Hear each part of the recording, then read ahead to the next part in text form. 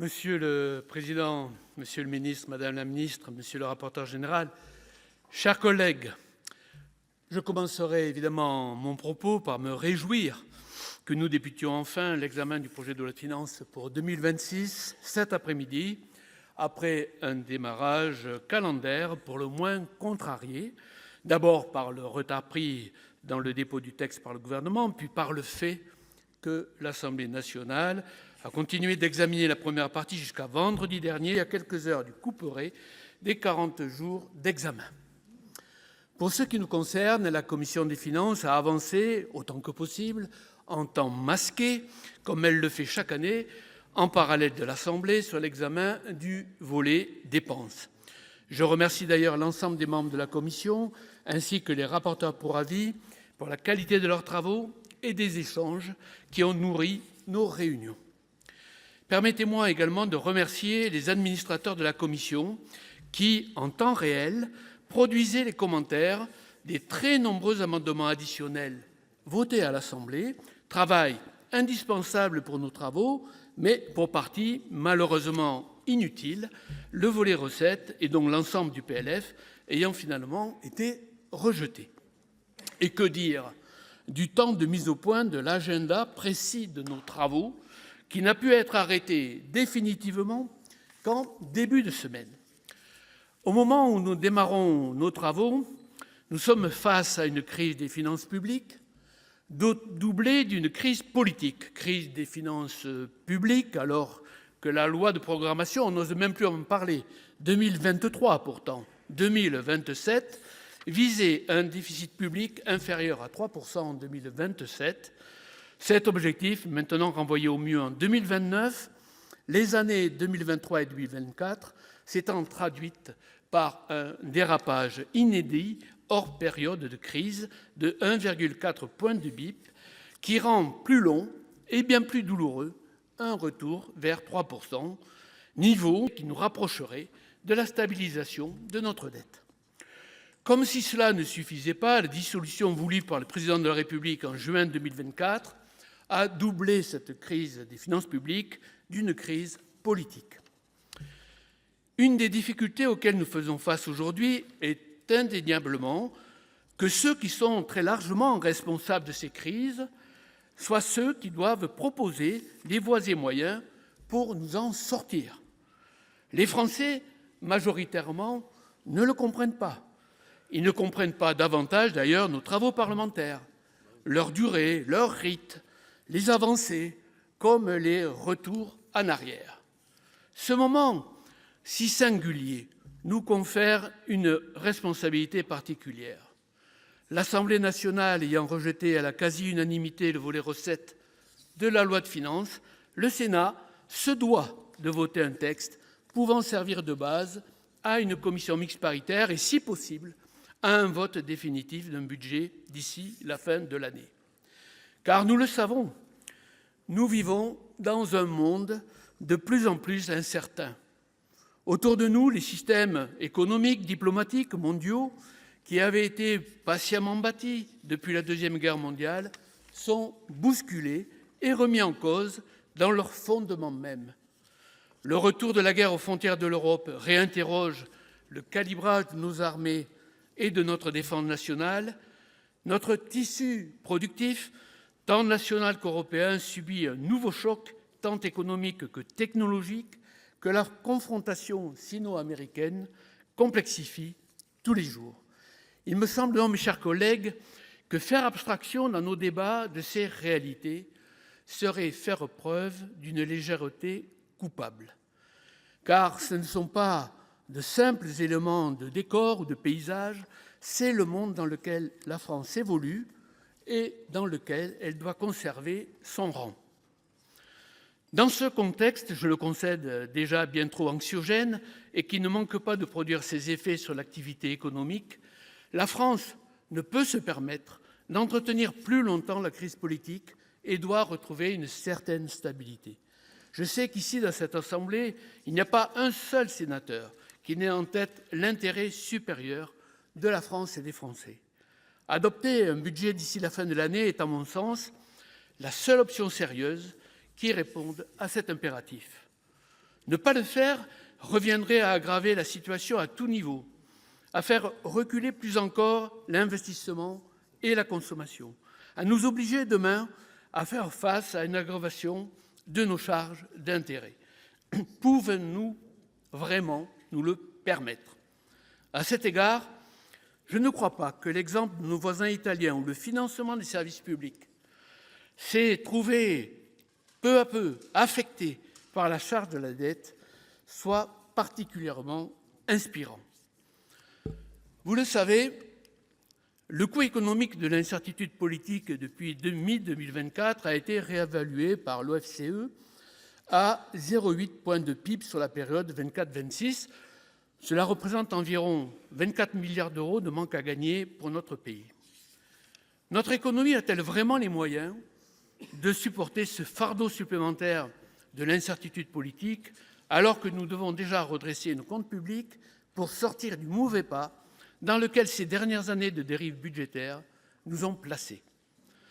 Selon moi, la véritable question n'est donc pas tant celle de l'objectif, redresser rapidement les comptes publics, mais plutôt, évidemment, celui de la trajectoire, du rythme et des moyens pour l'atteindre. Sur ce point, notre sempiternel débat sur baisse des dépenses ou hausse des recettes ne doit pas être ni instrumentalisé ni caricaturé. Le Haut Conseil des finances publiques nous a, par exemple, confirmé que l'intégralité de l'effort structurel du budget de Michel Barnier, revu par François Bayrou, provenait des hausses d'impôts, sans que cela d'ailleurs n'émeuve particulièrement ceux qui étaient alors membres du gouvernement et qui, depuis, ont retrouvé ces bancs. Je souhaite donc qu'en la matière, loin de propos de tribune inefficients, pragmatisme, écoute et sens des responsabilités nous animent collectivement pendant ces débats. Dès le début de la crise sanitaire, j'avais demandé, PLF après PLF, débat après débat sur les finances publiques, qu'il soit mis fin, vous vous en souvenez, aux baisses d'impôts promises, tant aux particuliers qu'aux entreprises, qui n'ont produit d'ailleurs ni surplus de croissance ou de consommation, ni été gagées par des baisses de dépenses équivalentes. Il aura fallu finalement les résultats catastrophiques de 2023 et 2024 pour que cette évidence soit reprise maintenant clairement par la Cour des comptes. À quoi assiste-t-on finalement depuis l'an dernier? Au transfert de plus de 60 milliards d'impôts rendus aux entreprises et aux particuliers, dont, je le rappelle, pour ce qui concerne la seule enveloppe de taxe d'habitation, 20% des particuliers représentaient 50% de l'enveloppe, sur l'ensemble de la population, c'est ça, on transfère sur l'ensemble de la population, y compris ceux qui n'avaient bénéficié d'aucun allègement. Comment ne voulez-vous pas que la justice fiscale ne soit pas au cœur de nos débats, comme ils auraient dû l'être, plus sérieusement d'ailleurs, lors de nos débats sur la loi de financement de la sécurité sociale? Bien sûr, la tentation sera grande sur ces bancs de s'en tenir à la pureté des convictions, au confort des habitudes et aux divisions de toujours. Mais je m'autorise à vous prévenir, chers collègues, le risque serait grand, dans ce cas, que la copie rendue par le Sénat se borne à un simple témoignage, comme cela sera le cas pour le projet de loi de financement de la sécurité sociale. Si, comme je le souhaite, une loi de financement de la sécurité sociale est votée à l'issue d'une nouvelle puis dernière lecture à l'Assemblée nationale, l'apport sénatorial risque de se limiter, vous le savez, à quelques amendements rédactionnels. Ce n'est pas ce que j'attends de notre Haute Assemblée. Pour ce qui est du projet de loi de finances, le Sénat sortirait grandi s'il crée les conditions, par son sens éprouvé du compromis, non seulement de permettre une commission mixte paritaire conclusive, mais surtout autour d'un texte qui, d'évidence, ne sera celui de personne, mais qui, pourtant, pourrait être cependant adopté par une Assemblée nationale que nous savons par ailleurs particulièrement divisée. Nul doute que la voie est étroite. Nul doute aussi que si nous ne la trouvions pas, dans l'esprit de nos concitoyens, nous en porterions tous collectivement la responsabilité. La patience adoucit tout mal sans remède, disait Horace. Et de la patience, il en faut pour réussir à suivre ce marathon budgétaire. De la mise en scène de l'été studieux d'un François Bayrou parlant seul de consolidation budgétaire, dans des vidéos YouTube à 300 vues, en passant par son initiative nébuleuse de référendum sur la dette, pour finir par cette idée disruptive de solliciter un vote de confiance à une assemblée dont les 2/3 des membres le considéraient comme illégitime. Rien, je dis bien rien, n'aura été épargné aux Français. Pas même les fausses alertes du ministre Lombard, qui, tout affairé, a imposé un budget que personne ne voulait expliquer, que sans ce dit budget, la France serait sous tutelle du FMI. Rien que ça. Le risque de mise sous tutelle de la France par le FMI est au PLF 2026 ce que la désactivation des cartes vitales devait être au PLFSS 2025.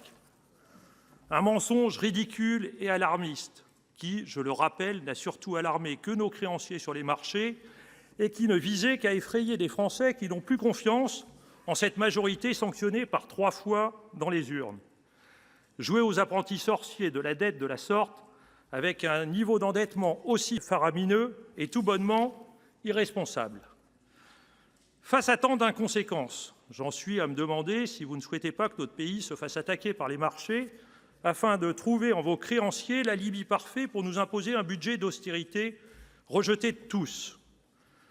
François Bayrou n'aura même pas eu le temps de jouer cette carte-là, car il se sera immolé avant, sous l'approbation gourmande et intéressée d'un président de la République, pas mécontent de voir disparaître ce dérangeant Premier ministre qui avait, durant des mois, mis les projecteurs sur l'incurie budgétaire dont le pays est victime depuis 8 ans.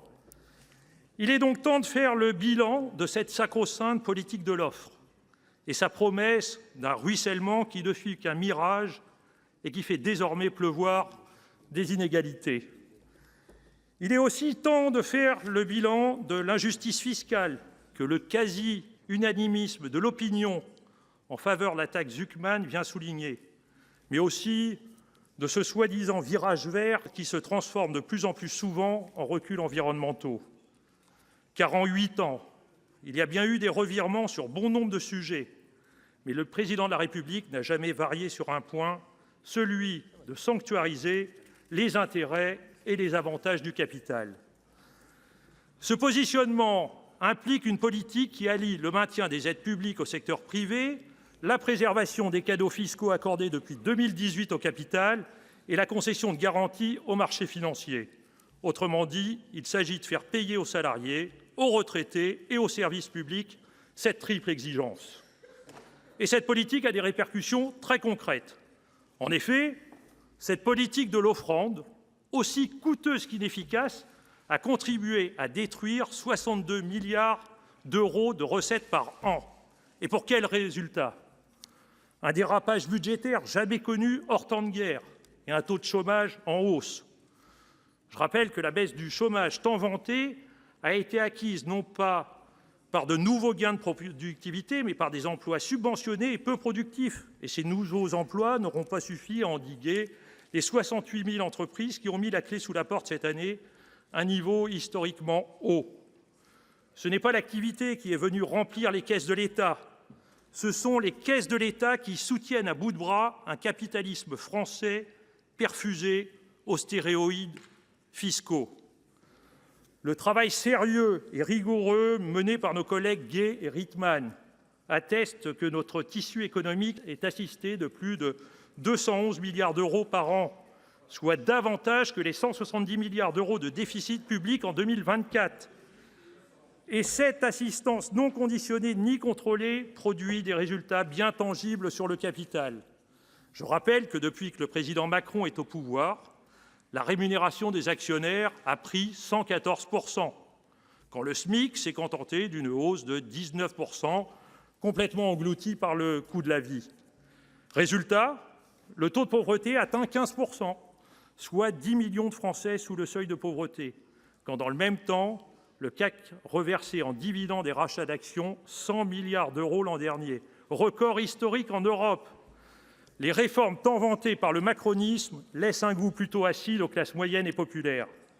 C'est donc face à ce bilan triomphal que nous abordons ce budget, qui, pour l'essentiel, regroupe les dispositions du budget Bayrou, légèrement toiletté par le Premier ministre Lecornu.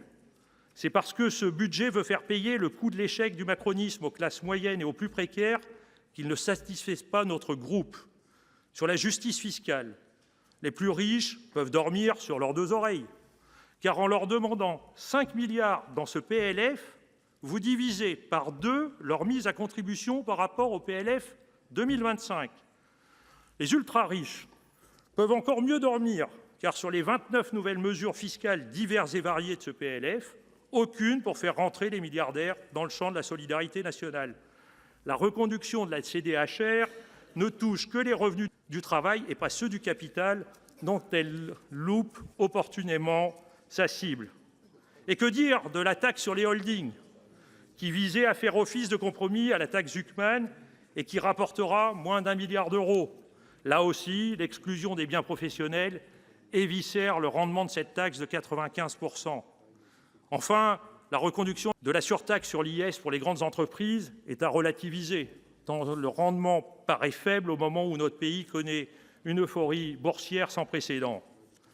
Sur le financement de la transition écologique, la quasi-stagnation de la mission écologique interroge, alors que le fonds vert est ramené à 650 millions d'euros.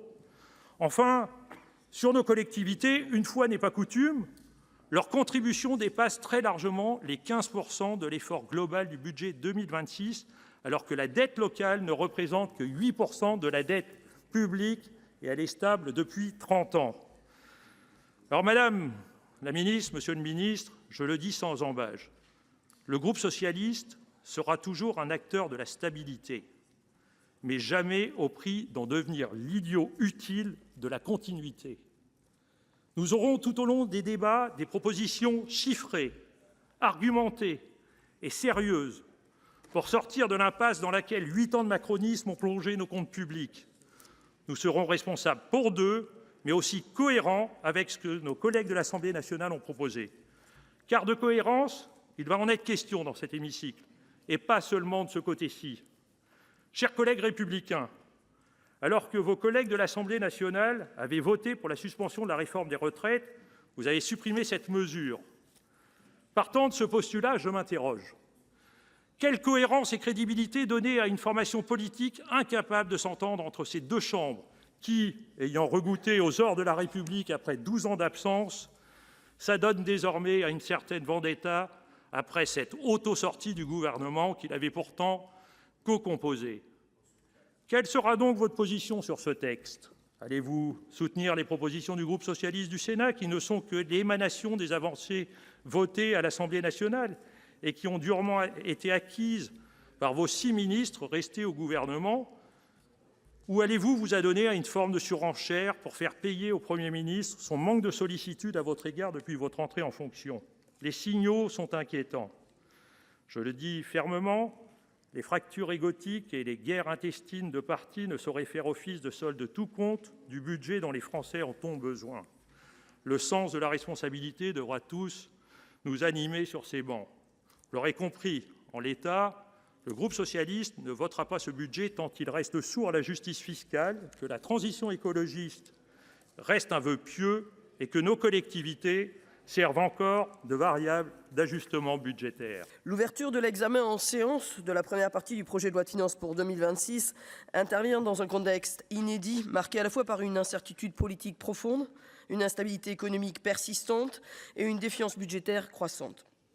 Dans son avis du 9 octobre, le Haut Conseil des finances publiques évoque un scénario très fragilisé, basé sur des perspectives jugées irréalistes. Les mots ont été pesés et ils sont lourds, car de fait, la trajectoire budgétaire de notre pays devient chaque année plus préoccupante. Votre gouvernement fonde son projet de loi sur une croissance à 0,7 en 2025 et de 1% en 2026. Or, comme le rappelle le Haut Conseil, ces projections reposent sur des hypothèses trop optimistes, déconnectées du ralentissement mondial et de l'affaiblissement de la confiance des acteurs économiques. Certes, le déficit reviendrait à 4,7% du PIB en 2026, mais la dette atteindrait près de 118% du PIB et sa charge s'élèverait à 74 millions d'euros, soit 13 milliards de plus en seulement 2 ans. C'est dans ce contexte particulièrement dégradé, à la fois politique et financier, que nous abordons donc l'examen de ce projet de loi de finances ici au Sénat. Depuis 3 années, les budgets de la nation ne sont plus débattus, ils sont imposés. Le 49.3 est devenu un réflexe de survie politique, plutôt qu'un outil constitutionnel. C'est le signe d'un pouvoir qui gouverne par contrainte et non pas par confiance. Et un pays ne se redresse qu'avec son Parlement, jamais contre lui et certainement pas contre son peuple. L'année 2026 s'ouvre dans un climat institutionnel inédit. Ce budget a été conçu par un précédent Premier ministre à qui la confiance a d'abord été refusée. Son départ a laissé une copie inachevée. Le Premier ministre a repris le flambeau dans l'ambition affichée de stabiliser la situation et de réhabiliter le rôle du Parlement. Mais la copie que vous nous soumettez aujourd'hui ne dessine pas même le début d'un compromis. Votre budget ne permet pas à la France d'affronter les défis qui se dressent devant nous. D'abord parce qu'il est récessif. Selon l'OFCE, il divisera la croissance par 2 et entraînera une hausse de 2 points du chômage. Ensuite, parce qu'il est profondément injuste. L'effort demandé pèse avant tout sur les classes populaires et les classes moyennes. L'année blanche que vous proposez est 3 fois plus lourde pour les 10% les plus pauvres que pour les 10% les plus riches de notre pays. Ce budget est indifférent à la demande de justice fiscale et sociale exprimée par tous les Français. Votre gouvernement a perdu la bataille culturelle. Les Français réclament une fiscalité plus juste. Il n'y a que vous, encore, depuis vos ministères, pour refuser de les entendre. Même certains des députés de votre majorité le demandent. Nous sommes ici au Sénat, la maison des élus locaux, mais une maison commune de plusieurs membres de votre gouvernement, de votre Premier ministre également. Pourtant, à la lecture de votre texte, on peine à croire que vous mesuriez encore le rôle essentiel des collectivités territoriales. Celles-ci sont à nouveau injustement mises à contribution. Non, le déficit de la France n'est pas la faute des communes, des départements ou des régions.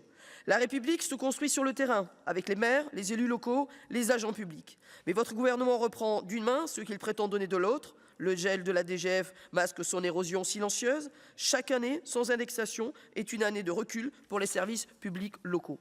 Et que dire du dispositif une forme d'épargne forcée imposée aux collectivités? Tant que ce mécanisme n'est pas clarifié juridiquement, il ne peut constituer ni un outil de pilotage fiable, ni un instrument de sécurité pour les finances locales. Je vous invite à suivre l'avis de la représentation nationale et à supprimer ce dispositif qui devait être exceptionnel et que vous envisagez désormais d'imposer durablement.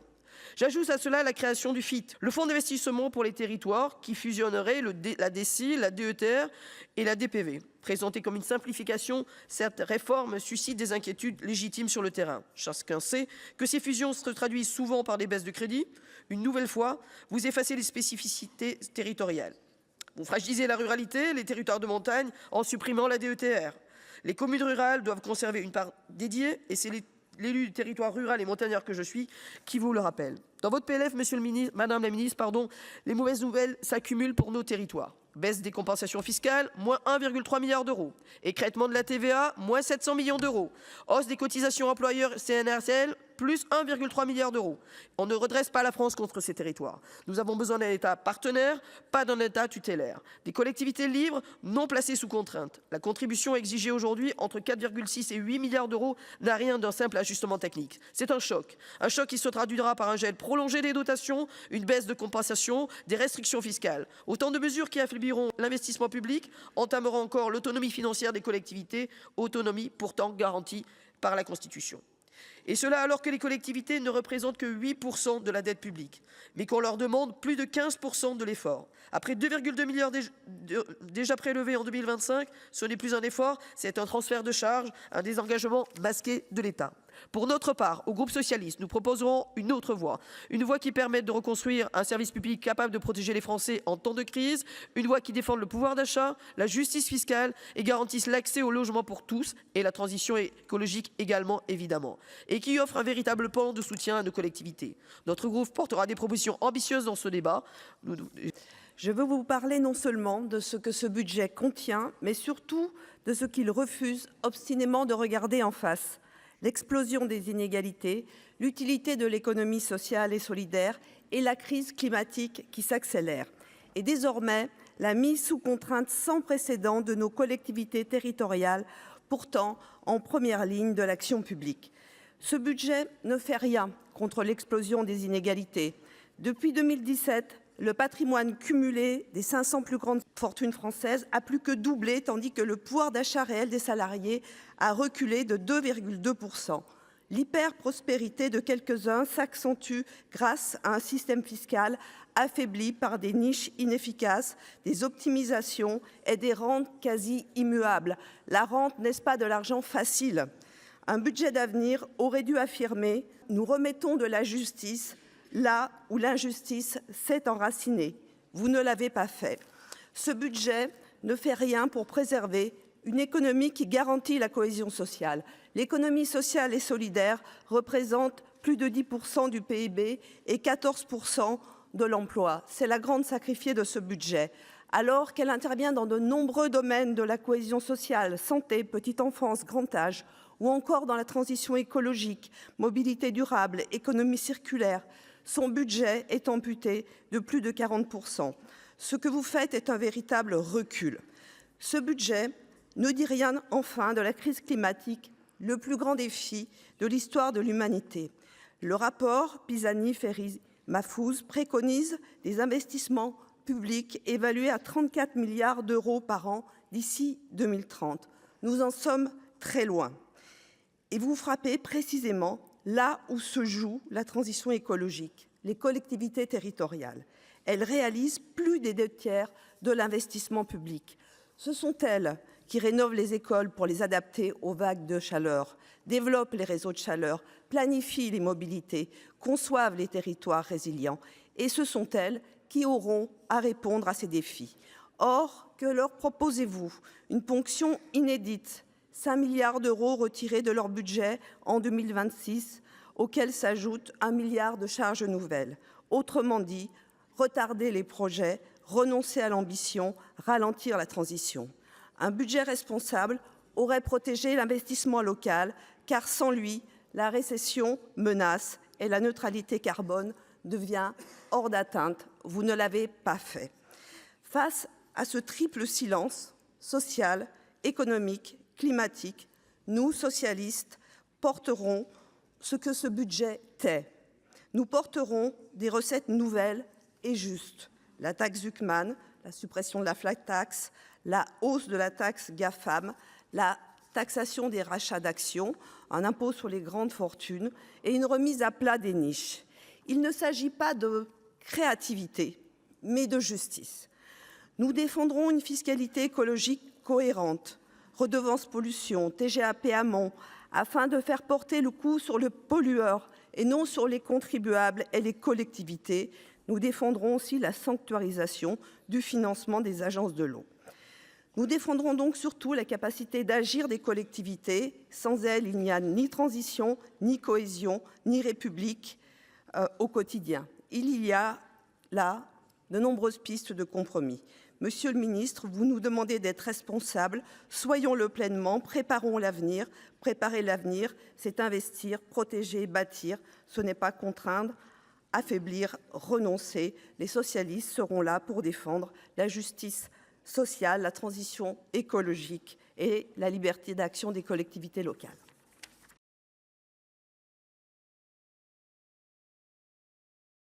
Donc, nous ouvrons aujourd'hui l'examen budgétaire par le vote du prélèvement sur recettes au profit de l'Union européenne, fixé à 28,78 milliards d'euros pour 2026. Ce prélèvement progresse de 5,7 milliards. C'est une progression significative, un engagement financier majeur pour notre pays. Pour mémoire, notre contribution n'atteignait qu'environ 20 milliards d'euros dans les années 2010. Mais comme chaque année, ce vote engage bien davantage qu'un simple montant. Il engage la vision que nous portons pour l'avenir, la capacité d'action et la souveraineté même de l'Union. Le groupe socialiste, écologiste et républicain tient à rappeler d'emblée que oui, nous assumons de financer les priorités européennes. Oui, nous voterons ce prélèvement parce qu'il est indispensable de doter l'Union d'un budget suffisant. Mais non, la solution durable ne peut consister à épuiser toujours davantage les budgets nationaux. Cette voie est une impasse financière et politique, car les besoins explosent, transition écologique, sécurité, défense, réindustrialisation, cohésion territoriale. Ces transformations profondes, présentées dans le rapport Draghi, sont loin d'être mises en œuvre. Seuls 11% de ces recommandations l'ont été. Pourtant, elles conditionnent l'avenir de l'Union et identifient un besoin d'investissement sans précédent et indispensable. L'Europe sait ce qu'elle doit faire, mais demeure enfermée dans un modèle conçu pour un autre temps. Nos inquiétudes se portent tout naturellement sur le prochain cadre financier pluriannuel, dont les négociations sont en cours. Sans entrer dans des détails techniques, le constat est clair. La proposition actuelle n'est pas à la hauteur des défis. Elle fragilise la cohésion, inquiète les régions, brouille la lisibilité des politiques structurantes et risque d'accroître les inégalités, notamment dans les régions ultra-périphériques, qui ne sauraient devenir les victimes collatérales d'une réforme mal calibrée. Surtout, un fait nouveau qui mérite d'être pointé avec la plus grande fermeté, l'entrée de la France dans le club des frugaux. C'est un tournant majeur et, pour tout dire, un tournant incompréhensible. Ces États défendent un budget minimal, refusent toute hausse du cadre financier, s'opposent à l'emprunt commun, combattent l'élargissement des ressources propres. Bref, ils refusent exactement ce que la France promeut publiquement. Alors, comment prétendre soutenir un nouvel emprunt européen, préserver la PAC, la cohésion, renforcer l'ambition climatique, multiplier les ressources propres, tout en se rangeant du côté de ceux qui s'opposent à chacune de ces priorités? Cette contradiction fragilise notre position. Elle donne le sentiment que, dans ce moment crucial, notre pays ne sait plus quel rôle il veut jouer, et cela revient à se priver de marge de manœuvre indispensable. Nous avons besoin, Monsieur le ministre, d'une clarification d'urgence. Quelle est la stratégie de la France dans le CFP? Ce ralliement aux frugaux est-il une posture de circonstance ou une position assumée? Car à ce stade, c'est en tout cas un signal d'alarme. Dans ce contexte, nous devons regarder lucidement les défis à venir. La cohésion doit rester le pilier du projet européen. Les régions doivent être pleinement associées. Les régions ultra-périphériques doivent être protégées. La PAC doit rester une politique autonome, lisible, renforcée. Et la dimension sociale ne peut être le parent pauvre de l'investissement européen. Pour financer cette ambition, les contributions nationales ne suffiront pas. Nous plaidons donc pour de véritables ressources propres, une fiscalité européenne juste, stable et efficace. Comme l'a indiqué Christine Lavarde, c'est le seul moyen de réduire la pression sur les budgets nationaux et surtout de financer l'action européenne à long terme. Nous soutenons également l'idée d'un nouvel emprunt européen. Le précédent, Next Generation EU, a démontré son efficacité. Il est aujourd'hui indispensable pour financer la transition écologique, l'effort de défense, l'innovation technologique et notre souveraineté industrielle. Il le sera sans doute aussi pour soutenir l'Ukraine à l'heure où le débat sur la saisie des avoirs russes se complexifie. La France doit être moteur sur ces sujets, elle doit être cohérente, elle doit défendre une Europe ambitieuse, solidaire et souveraine, et pas une Europe rabotée par des logiques comptables ou paralysée par des renoncements. Mes chers collègues, le PSR-UE n'est pas un vote technique, c'est un vote éminemment politique. Nous le voterons comme chaque année parce que nous croyons profondément au projet européen, mais nous appelons à un sursaut immédiat, sans ressources propres fortes, ni capacité d'emprunter en commun. L'Europe restera désarmée face aux défis existentiels qui la menacent, et c'est bien de cela qu'il s'agit, de la faculté de l'Union à demeurer elle-même dans un monde secoué de toutes parts, alors que la guerre gronde à ses portes, que la Chine impose un nouvel ordre économique, que les États-Unis vacillent dans leur soutien, que le climat se dérègle et que l'extrême droite, encouragée de l'extérieur, la dévore de l'intérieur. C'est la souveraineté des peuples européens, leur cohésion, leur avenir qui sont en jeu.